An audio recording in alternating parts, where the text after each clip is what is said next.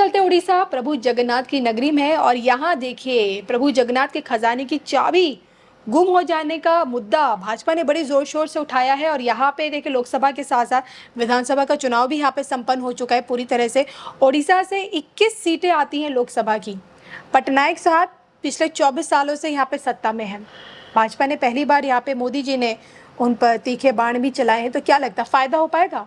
देखिए, मैंने पहले भी कहा था कि एक प्रेडिक्शन करी थी, वो शॉर्ट्स भी बहुत वायरल हो रहा है। उसमें मैंने पहले कहा था कि चुनाव नतीजे आने के बाद दक्षिण भारत से या उड़ीसा से या कुछ और राजनीतिक दल तुरंत एनडीए में शामिल होंगे। और उनमें से जो मुझे संभावनाएं दिख रही है, वो अगर बीजू जनता दल नवीन पटनायक जी की पार्टी है, चुनाव के बाद वो सीधा सीधा कहीं ना कहीं भाजपा को समर्थन देगी, ऐसे ग्रह नक्षत्र संकेत दे रहे हैं। अभी देखिए चुनाव का दौर है, तो कविता जी इस दौर में कहते हैं ना कि everything is fair in love and war. तो एक तरीके से वॉर चल रही है, चुनाव है, तो एक दूसरे के खिलाफ व्यंग बाण ये सब चलते हैं। चुनाव के बाद जो परिस्थिति बनती है तो वो एक अलग सिचुएशन बन जाती है रिजल्ट के बाद। तो मुझे लग रहा है कि यहाँ भाजपा को बहुत अच्छा प्रदर्शन करना चाहिए। 13 से 16 सीटें भाजपा को यहाँ अकेले बलबूते पे लानी चाहिए। और उसके बाद पे बीजेडी का मुझे तो लग रहा है कि निश्चित रूप से समर्थन जो है भाजपा को मिलेगा। फटाफट से बात करते हैं छत्तीसगढ़ की, जहाँ से 11 सीटें आती हैं लोकसभा की। क्या लगता है मेघ जी यहाँ पे? देखिए, छत्तीसगढ़ में अभी चुनाव विधानसभा के हुए थे, वहाँ भाजपा की लहर है और मध्य प्रदेश का नजदीकी राज्य है। तो मध्य प्रदेश और इनकी राजनीति घटनाक्रम में कोई बहुत बड़ा अंतर नहीं है। तो अगर कैलकुलेशन देखेंगे, दोनों की मेरी कैलकुलेशन सेम सी रहेगी। और छत्तीसगढ़ में जो भाजपा जो बड़ा जबरदस्त उलटफेर कर दिया था कि कांग्रेस के अच्छे कार्य करने के बावजूद भी, तो वो असर था एमपी। तो मेरा मानना यह कि भाजपा जो है विधानसभा की तरह लोकसभा में भी उतना ही शानदार प्रदर्शन करेगी। और हो सकता है कि 9 से 11 सीटें, मतलब कि पूरी की पूरी 20 सीटें निकल सकती हैं वहां से जी। तो 9 से 11 का कैलकुलेशन मेरा रहेगा। बहुत ही शानदार प्रदर्शन वहां पर इस बार जब आप रिजल्ट देखेंगे तो ये मेरी कैलकुलेशन है। इस हिसाब से ग्रहों के नक्षत्र के अनुसार रहेगा। अगर छत्तीसगढ़ के ग्रहों की बात करें तो शनि का प्रभाव ज़्यादा है। शनि के प्रभाव के चलते वहाँ मोदी जी को समर्थन ज़्यादा मिला होगा, ये मेरी कैलकुलेशन कहती है। अब चलते हैं जहाँ पे सबसे ज़्यादा लोकसभा की सीटें हैं। बात हो रही है उत्तर प्रदेश की, जहाँ के मुखिया कर्ता धर्ता इस वक्त मुख्यमंत्री योगी आदित्यनाथ हैं। यूपी के 80 सीटों में से कितनी सीटों पर कमल खिल पाएगा मेघ जी? 65 सीटें 19 में जीती, लेकिन 65 से ज़्यादा सीटें आई थी 2014 में। सीटें बढ़ रही हैं, आपको क्या लगता है? देखिए, पिछली बार जो आपने मेरे से एक प्रेडिक्शन करवाई थी वो मुझे याद है वीडियो सब रखते हैं। उसमें मैंने बोला था कि भाजपा उत्तर प्रदेश में अब तक का अपना सर्वश्रेष्ठ प्रदर्शन करने जा रही है। और जो मैंने कैलकुलेशन दी थी कि 68 सीटों से लेके और तकरीबन 75 सीटों तक भाजपा जीत सकती है। शायद ये बात सुन के लोग बड़े हैरान हुए, लेकिन ये हमने आज से कम 1 महीना पहले या 1.5 महीने पहले वो वीडियो अपलोड है। शॉर्ट्स में भी वीडियो गई है, धर्म ज्ञान पे आप लोग खंगाल सकते हैं कि मैंने वहां पे तभी भी बोला था कि भाजपा अब तक का सबसे शानदार प्रदर्शन जो है उत्तर प्रदेश में करने जा रही है।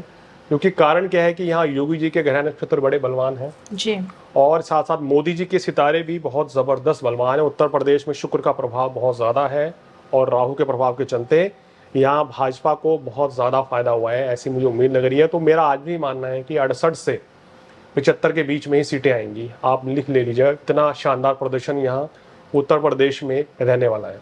और कहा तो यही भी जाता है कि यूपी से ही होकर दिल्ली का रास्ता निकलता है जी। अब देखना है कि भाई अब की बार जो टारगेट लेकर भाजपा चल रही क्या सफल हो पाती है यूपी से। बात करेंगे गुजरात की 26 सीटें। देखिए, गुजरात में जो कि एक तरीके से यहाँ तो कहना चाहिए हमें कैलकुलेशन करने में भी बहुत आसानी रहती है, क्योंकि ये तो भाजपा शासित राज्य है। और पिछले भाजपा का गढ़ कई अगर मैं गलत नहीं हूँ कविता जी, तो पिछले 2 चुनाव से यहाँ लोकसभा के शायद मतलब कि बीजेपी 100 आउट ऑफ 100 सीट्स जीती है जी। तो इस बार 26 सीटें हैं। ग्रह नक्षत्रों की बात करें तो कुछ नाराजगी जरूर है गुजरात में, ये मैं आपको बता देता हूँ। ग्रहों के अनुसार जो कुछ वर्ग में नाराजगी है, लेकिन क्योंकि ये चुनाव लोकसभा का है तो मोदी जी को देखते हुए वहां 100% इस बार भी रिजल्ट नजर आ रहा है जी। यानी कि 26 की 26 सीटें जो हैं वहां भाजपा जीतेगी। नाराजगी जो है वो लोकसभा चुनाव में उसका असर नहीं पड़ेगा, उसका असर जो है आपको इस बार विधानसभा चुनाव में देखने को मिलेगा, जो मैं बताने जा रहा हूँ। लेकिन लोकसभा में मोदी जी के चलते जी। ये वोट जो दे रहे हैं, कहना मोदी जी ने कहा है कि भाई ये वोट सीधा मेरे को जा रहा है, आप मेरे को देख के वोट दीजिए, तो उसके हिसाब से गुजरात में मतलब कि 100% यहाँ रिजल्ट है। चलिए, अगर बात करूँ राजस्थान की, तो क्या लगता है 25 सीटें राजस्थान में, अब राजा रजवाड़ों का की धरती कही गई है राजस्थान। देखिए राजस्थान में जो एनालिसिस भी हो रहा है, तुला राशि का प्रभाव है, और तुला राशि में शनि तो बहुत बलवान रहते ही हैं, शनि बहुत बलवान चल रहे हैं इस जी। समय यहाँ।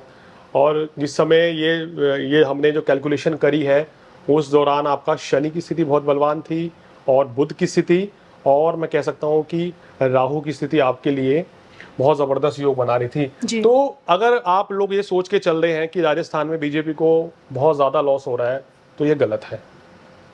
मेरी प्रेडिक्शन इसके उलट है। मेरा मानना यह है कि यहाँ बीजेपी बहुत खराब नहीं कर रही है। सितारों के आधार पे जब शनि अगर बलवान हो जाता है, तो आप लगा लीजिए कि बीजेपी का प्रदर्शन जो है पिछली बार के मतलब कि आसपास ही रह सकता है।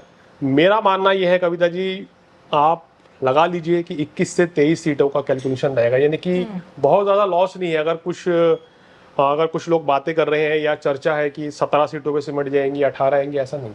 जी। 21 से 23 सीटें आप लगा लीजिए कि राजस्थान की ग्रह नक्षत्र के अनुसार जो है शनि के कारण जो है भाजपा इतनी सीटें लाने में कामयाब हो सकती है।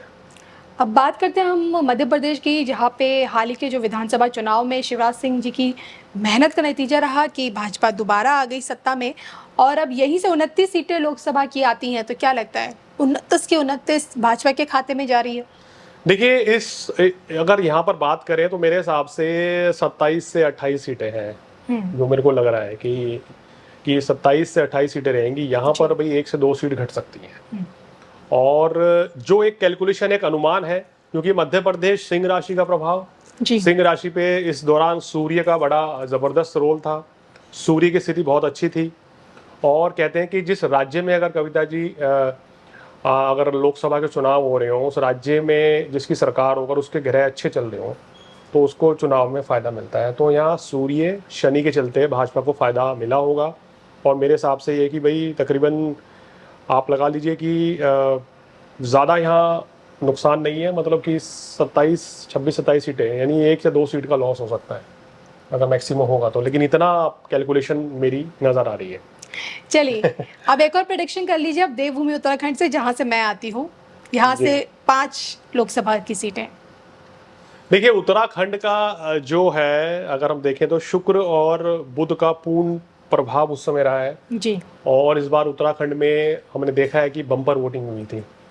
तो उत्तराखंड में तो लगा लीजिए कि धामी जी की बल्ले बल्ले होने वाली है, मतलब उनका प्रभाव जो है जनता के ऊपर काफ़ी है। जी। और इस बार जो है वोट परसेंट भी वहाँ पर काफ़ी अच्छा रहा है। तो मुझे लग रहा है कि तकरीबन अगर हम 5 में से जो कैलकुलेशन नज़र आ रही है कि यहाँ 100% तक रिजल्ट मिलना चाहिए, यानी कि 5 सीटें तो तकरीबन आ रही है, ये मेरे को कैलकुलेशन नज़र आ रहा है। यहाँ पे कोई सीट जो है भाजपा को नुकसान में नज़र नहीं आ रही है, जो ग्रह नक्षत्र सितारे नज़र आ रहे हैं।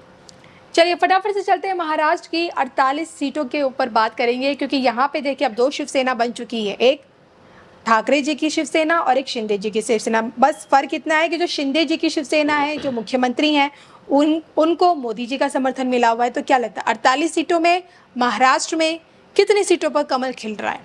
देखिए अगर महाराष्ट्र के सितारों की बात करें तो सूर्य और केतु का प्रभाव पूरी तरीके से इस बार चुनाव में नजर आया है। और यहाँ जैसे ये उम्मीद की जा रही है कि बीजेपी का जो प्रदर्शन है वो कुछ खराब रह सकता है, तो ऐसा नहीं होगा।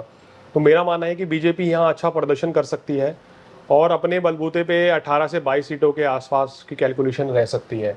जी। इतनी सीटें जीत सकती है। और इनके जो सहयोगी हैं, शिवसेना जो उनकी सहयोगी है, शिंदे गुट के, वो भी अच्छा प्रदर्शन वहाँ पर करेंगी। तो मुझे लगता है कि वहाँ भाजपा को अच्छा प्रदर्शन करना चाहिए। सितारे तो फेवरेबल नहीं है महाराष्ट्र के। अगर बात करूँ हरियाणा की, तो हरियाणा की 10 सीटों पर क्या लगता है कितनी सीटों पर कमल खिलता हुआ दिख रहा है आपको? देखिए हरियाणा में बात करें तो कर्क राशि के प्रभाव के चलते मुकाबला कांटे का रहा है जी। लेकिन यहाँ पे बहुत से उलटफेर होने के संकेत भी मिल रहे हैं। लेकिन मेरा मानना ये कि मैं कहूँगा कि हरियाणा में बीजेपी जो है ना, सितारों के चलते शनि 10वें भाव में है और माफ कीजिएगा शनि जो है 8वें भाव में है। ये कमजोर पहलू वहाँ बीजेपी को परेशान कर रहा है घरों के अनुसार से। लेकिन अगर बात करते हैं आपके सूर्य की स्थिति, बात करते हैं आपका केतु की स्थिति, ये बीजेपी को रिकवरी करा गई है। मेरे ख्याल में भाजपा 10 में से 7 से 8 सीटें निकाल लेगी। आपको शायद हैरानी भी होगी, क्योंकि पिछली बार मेरे ख्याल में शायद 10 में से 10 सीटें जीती थी जी। लेकिन इस बार 7 से 8 सीटें बीजेपी अभी भी घरों के अनुसार निकाल देगी। इतना तो कोई बहुत ज्यादा जो है इनको वहां नुकसान नहीं हो रहा है। राजधानी दिल्ली की बात करें, क्योंकि यहाँ से दिल्ली की 7 सीटें आती हैं, तो क्या लगता है मुख्यमंत्री अरविंद केजरीवाल की मेहनत कुछ रंग ला पाएगी? क्योंकि पिछली बार भी यहाँ पे आप पार्टी का झाड़ू नहीं चल पाया था किसी भी सीट पर। देखिए, होता क्या है ना कि लोकसभा और विधानसभा चुनाव में वोटिंग जो होती है वो अलग तरह से होती है, मुद्दे अलग बन जाते हैं। यहाँ पर बिजली पानी या सड़क का मुद्दा नहीं होता। यहाँ पर आपको जो है सांसदों को जब आप चुनाव करते हैं तो राष्ट्रीय स्तर पर जो बड़े कानून बनाने का मुद्दा होता है उसके आधार पे आप सीधा सीधा पीएम कैंडिडेट को देख के वोट करते हैं जी। तो मेरा मानना यह है कि दिल्ली के ऊपर अगर ग्रह स्थिति की बात करें तो भाई सिंह राशि का पूर्ण प्रभाव होने के चलते सूर्य और शनि और शुक्र का बहुत ही जबरदस्त इम्पैक्ट रहा है और यहाँ पर वोटिंग परसेंटेज भी काफी अच्छी हुई है। इस बार जबरदस्त वोट हुए, तो मेरे को तो लग रहा है कि 7 की 7 सीटें ये बीजेपी निकाल देगी इस बार भी, यानी कि हैट्रिक हो सकती है यहाँ।